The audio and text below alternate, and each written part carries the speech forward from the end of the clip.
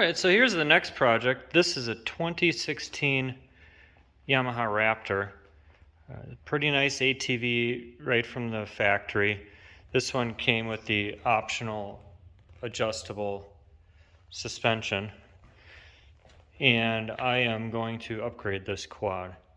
It already has a few modifications, including FMF pipe and air filter, as well as a ECU modifier, or power module, whatever you want to call it. And that upped the power quite a bit, but the suspension has quite a few limitations.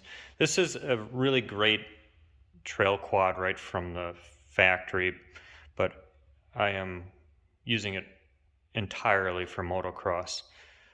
And my goal of this build is to have a quad that is as fun as possible on motocross track, which is in my backyard. So those are going to be great. I've used this quad enough to know its limitations, and it'll do some pretty big jumps. I can easily do 40-50 foot doubles on it, but if you come up short or don't land quite right, it's potentially dangerous. So we're gonna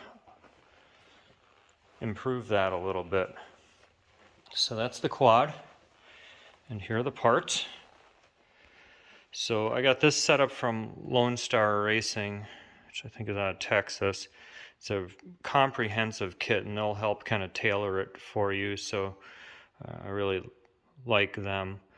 In addition, these A-arms are actually from them. Those are Lonestar Racing A-arms. You can see the logo on there. And then Elka Shocks. These are really nice. I mean, there are Elka 3, which are really great as well, but these are fully adjustable. Should be a really great setup. This would be pretty similar to what guys would use when they race these quads. And there's an axle, all the other hardware, so we'll get that all installed. I even got a new set of handlebars. Those are the Flexx bars with the little rubber pieces in there to help dampen.